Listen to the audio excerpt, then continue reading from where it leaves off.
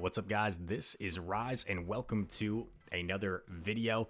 I've got one set for you here featuring a team that was putting in some work for me last night.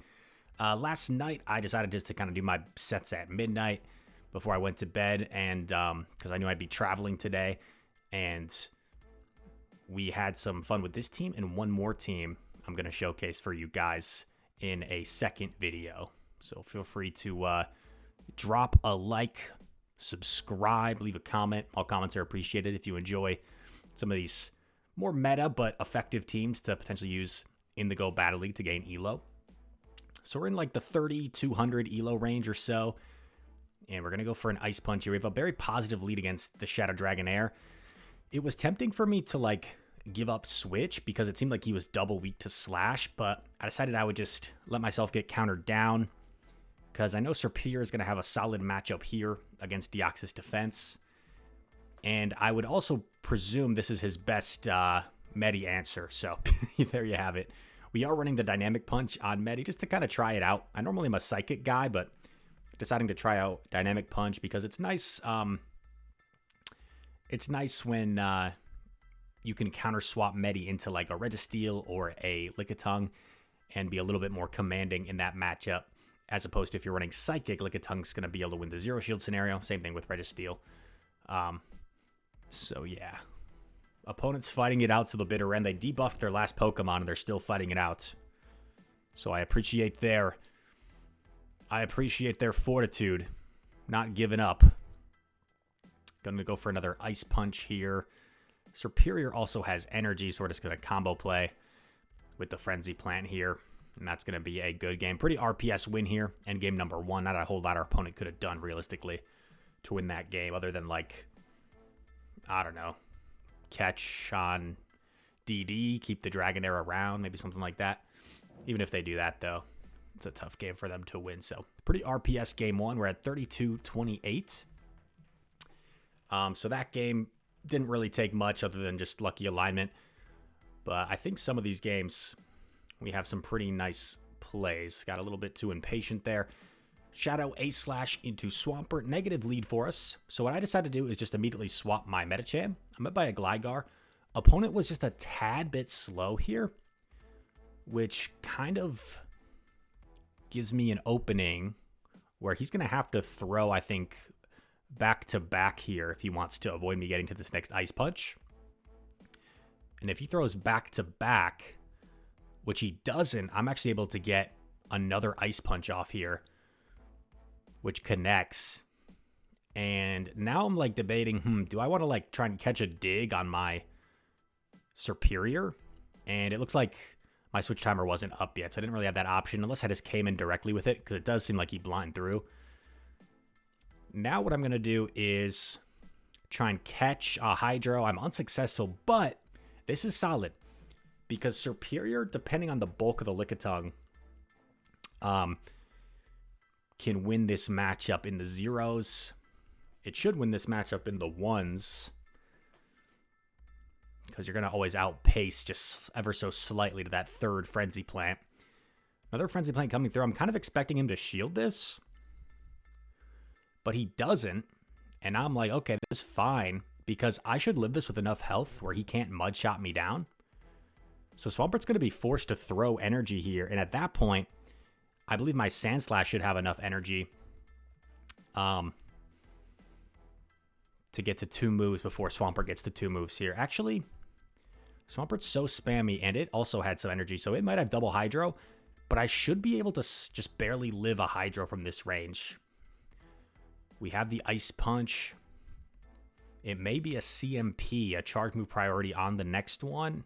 It is. We lose the CMP, but will Shadow Sandslash hang on? Oh, no. Wait, what? What happened there? That's such a downer. That is such a downer. We lived that Hydro. We lived that Hydro when we won the game. The Ice Punch KO'd. Huh. I wonder if the recording failed or something. Now, this game, if I remember correctly, I mess up. For some reason, I thought it might be valuable to like build up a bunch of energy with my Sandslash. But what this allows now is the Lickitung to have a huge head start against my Medi and makes this uncomfortable. And now I'm forced to go down a shield here. So this is really bad news. So I played this match very sloppy. I think I would have been much better off just swapping Medi straight away into the Lickitung. I'm only going to get to one move here. I do believe Dynamic Punch does more if you're only going to get to one, even with Ice Punch being super effective. I thought about the combo play, but I was like, nah, I really need to keep alignment. He catches. I knew the catch was possible, but I decided just to throw it since I had so much energy. I might as well throw a move. And this is kind of nice because it's going to put DD close to Frenzy Plant range. So the chip damage is something. And he goes for Psycho Boost straight away, and I'm not really threatened by his energy. Another Psycho Boost. As you can see, the next one's not even going to take me out. This gets a little bit awkward in the end game because he's so low. I'm like, can I farm down? His switch timer is going to be up here, so I'm afraid of getting sniped and losing this energy. So you actually see me throw the Frenzy because I felt like if he tried to snipe with Dragonair and I did a Vine Whip, there's no way I'm getting that off. So I'm like, uh-oh, did I just completely throw this game? But luckily we had so much residual energy. We're already at the double Ice Punch. So I played that game so sloppily, to be honest. Comments, you can make fun of me. But we were still able to win because we had favorable alignment and come away with that one. So yeah, first game we won kind of RPS. Second game we had a tough lead. We were able to overcome. Tough lead, tough counter swap. Serperior in the back kind of swept for us in a way. And then third game, just favorable alignment again.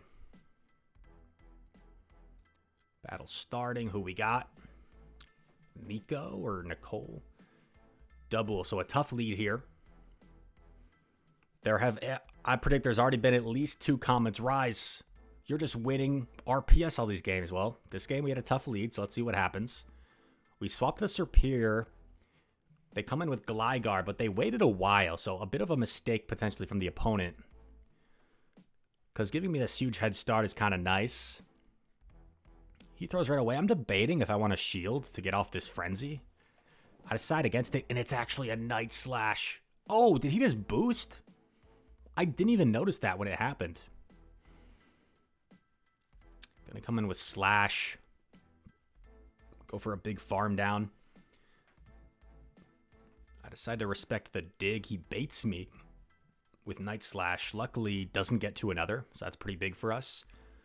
I decide to throw this energy at the double because I feel like if I can get his final shield here, maybe that'll set up Medicham better in the back because he's got to have something that can at least hang with Medicham with a double lead. Body Slam. Well, will this get the final shield for us or will he let it go? Gets the final shield. I swap and it's a Jelly. So we get RPS. Shoot. Oh, man. That's a tough loss, especially with no Dynamic Punch. If we had Psychic, honestly, I think we still lose, though, because he's going to outpace. He can go straight Shadow Ball and still get to 2 before we get to 2 Psychics there. We get a 3-2 set. Here we play Jackie Pika. This is where Shadow Claw is quite beneficial for Sand Slash. Because Powder Snows just aren't going to really chunk Lantern at all. So it's not as threatened. Do we actually get the shield? I go for the catch. Like, you could argue I should have caught this on Serperior, but I felt like with a Lantern lead, it might be like a Gligar in back. And I kind of wanted... It's actually a Mandibuzz, so this is even better. With a Lantern lead, right, they're probably going to have some sort of hard punish for the Serperior in back, so that's why we swapped Medicham here to try and lure that out, and we were able to do so. Mandibuzz is going to overfarm here quite a bit. I'm really hoping I can live the Snarls to at least threaten another Ice Punch and force him to throw energy here. Am I going to get there? I think I was going to get there, so he's forced to throw, which is something. Come in with Slash and actually get off this Ice Punch before he can even Dark Pulse us, so that's really nice. Ice Punch knocks out. Does Lantern come back? Medi comes in, and now it's really Serperior against the world. He lets me get off the Frenzy first, which is a slight mistake. He would have been better throwing Ice Punch right away. He shields the Frenzy Plant. So now, after all these Vine Whips start to chip, I feel like double Aerial Ace is enough. So I'm going to go for Aerial Ace here. The reason I went for Frenzy Plant first is because Frenzy Plant does more than Aerial Ace. And from full health, you're going to need like Frenzy plus Aerial Ace to knock out. Gonna shield this. Ice Punch is going to do more than anything Lantern can hit us with. Just going to try and be a little bit careful here of the catch. So you see me wait. You see me wait a turn there, a half second to make sure the counter was coming through. We knock out Mr. Medicham and Lantern. Oh, we actually catch. Let's go. We actually catch. Let's go. Catch the Thunderbolt. And he undercharges too much. If he like perfectly undercharged, maybe he could have got to like a Surf and still had a chance, but a nice little catch to seal the deal there for us. And I believe this is the last battle of the video. Battle starting, 32-42 elo. The opponent's got some sick drip going on. Oh my god, horrible lead. I swap Medi. I'm met by Carbink, but it's a Tackle Carbink. If this was Rock Throw, I'd be a little bit more okay with the situation. But Tackle Carbink makes the Medicham matchup a lot more comfortable, because Tackle is going to allow you to pace faster to Moonblast. I feel like this is a brutal situation, but I shield the Moonblast. I get the attack drop as well. Brutal. Go for the Dynamic Punch. Grab a shield.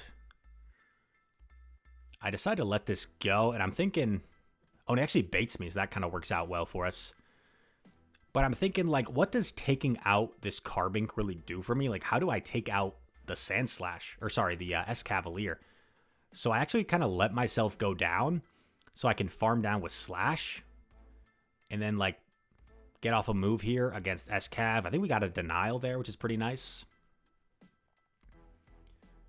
I swap into Serperior, and bro, ABA strong against our Serperior. Brutal. Absolutely brutal. I don't know, man. This is going to be a tough game to win no matter what we did. I guess the only thing we could have done differently is if we had thrown that Dynamic Punch against the Carbink to flip switch potentially. Maybe then he's forced to come in with Escav. We get some counter damage. Maybe he doesn't have Mega Horn, and maybe Serperior can do all right there. And then we have Slash against Slash. So potentially winnable, but a pretty tough core breaker for us with that Escavalier in the lead. So a tough loss there. I think that was Jackie Pika, right? So GG's to him. Well played. And a strong team that I was just having some fun with last night. These are the Rise After Dark midnight battles. And if this is a team that you guys have access to, it's one I'd recommend to try out. I thought it was pretty strong and could help you climb some elo in the Go Battle League. So all that said, thank you guys for watching. If you enjoyed the video, hit that like button, subscribe if you're new, comment down below. All comments are appreciated. And all that said, thank you for watching. Hope to see you in the next one. Peace.